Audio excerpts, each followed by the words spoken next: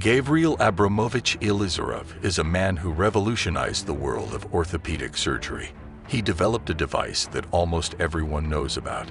But the development of the doctor was not believed in immediately. He had to go a long way to universal recognition. Gavriil was born into a poor family of mountain Jews in the small town of Białowieża in Poland in 1921. He lived there for a short time. In 1928, the whole family decided to move to his father's homeland in the Azerbaijan SSR. Once little Gavriil had enough of pears in the garden. They were treated with copper sulfate. The local paramedic was in time. The child was given water, and in the morning the boy felt fine. So Gavriil had a dream. He decided to become a doctor and help people. The paramedic turned out to be a real miracle worker for him, who saved him from death. So harmless fruits influenced his future life. Gavriil graduated from school and became a student of the medical university in the Crimea. He did not have time to finish it. The Great Patriotic War began.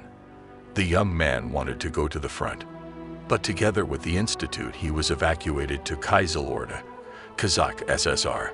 After the distribution, Ilizarov worked in a small hospital in the Kurgan region. There were not even instruments and light, and operations were performed with a kerosene lamp. The talented doctor quickly moved up the career ladder and very soon became the head of the surgical department in Kurgan. Gavriil Ilizarov studied the injuries of soldiers and noticed that in case of very complicated fractures, standard methods of treatment do not help at all. He experimented a lot and invented a compression distraction apparatus, which would later be named after him. The design was tested in 1947 and proved its effectiveness. The first patient was a local harmonica player who had tuberculosis and walked on crutches. The operation was successful, and the man recovered.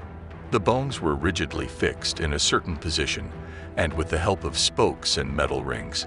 Because of this, they began to fuse only in the correct position, and the patient after some time was already on his feet and returned to normal life.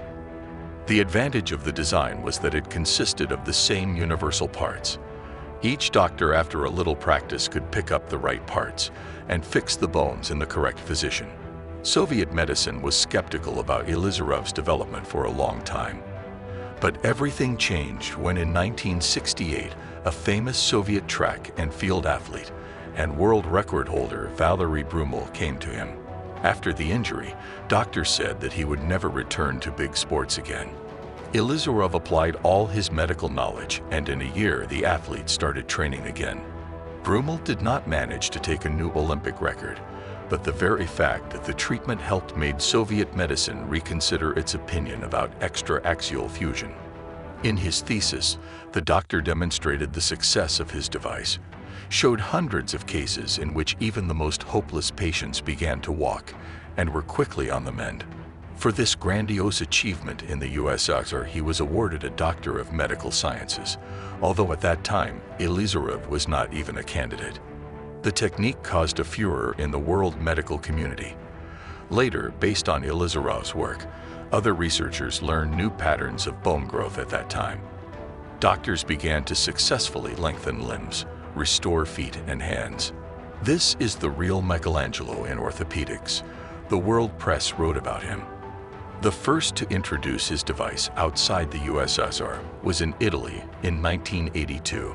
There they created an organization, ASAMI, where they studied other possibilities of the Soviet doctor's discovery, and Gavriil Abramovich was appointed director.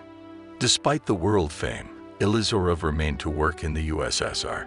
He opened a scientific center in Kurgan, where the most hopeless patients came. There they quickly recovered. Gavriil Ilizarov passed away in 1992, but the scientific center is still in operation, and his apparatus helps people recover quickly from injuries to this day. He became the author of 208 patented inventions.